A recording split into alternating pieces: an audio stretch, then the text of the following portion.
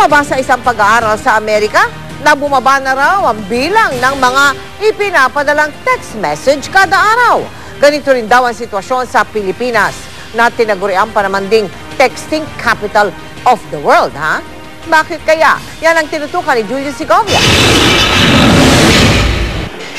Bilang PR practitioner, di na halos binibitawan ni Philip Ace Falcon ang kanyang cellphone at iba pang communication gadgets. Pero imbes mag-text sa kanyang contacts, data services na raw ng kanyang smartphone ang madalas niyang gamitin. 1,000 pesos ang monthly bill niya sa all internet access sa phone niya. Kung iisipin mo yung presyo, medyo mahal siya ng konti. Pero kayang-kaya mong sulitin kasi nga sa need mo na makapag-communicate. Sa isang pag-aaral ng isang US-based technology consulting firm na Shatan Sharma Consulting, sa kauna-unahang pagkakataon, naitala ang pagbaba ng bilang ng mga ipinadalang text at kita mula sa text messaging nitong third quarter ng 2012. Ito'y dahil daw sa pagdami ng mga gumagamit ng IP messaging o messaging sa pamamagitan ng internet at iba pang data services. Ganito rin daw ang trend sa Pilipinas, bagay na pinatunayan ng National Telecommunications Commission. Nagsimula raw ang texting decline o pagbaba ng bilang ng mga nagte-text sa Pilipinas noong 2010, pero mas naramdaman daw ito noong nakaraang Pasko. Ina-expect noon na mataas ng traffic kasi Christmas season but hindi yun ang na-experience nila, no? Yung ina-expect nilang napakalaking traffic, volume of traffic, hindi yun ang dumating, kundi tumaas yung traffic naman sa social networking sites.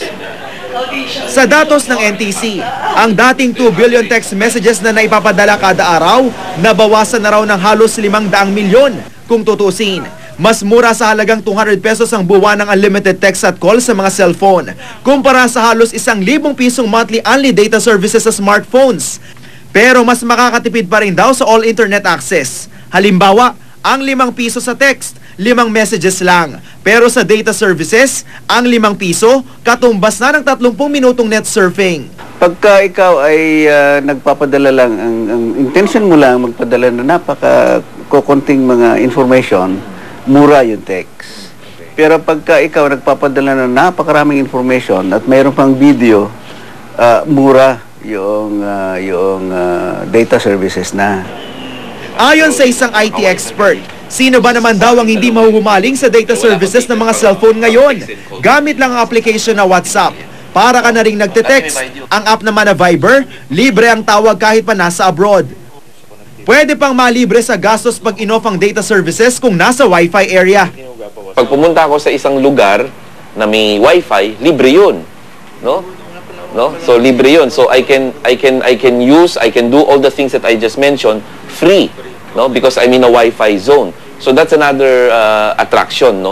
Kaya ang texting capital of the world na turing sa Pilipinas, iba na raw ngayon. Pwedeng mawala yun no? Pero nagiging social media capital naman tayo. Kung dati text traffic ang nararanasan ng cellphone users, ngayon, posibleng mabagal na net access naman ang maging problema ayon sa NTC. Kaya pinapalakas na raw ng mga telco ang broadband networks nila para matugunan ang data services demand ng cellphone users.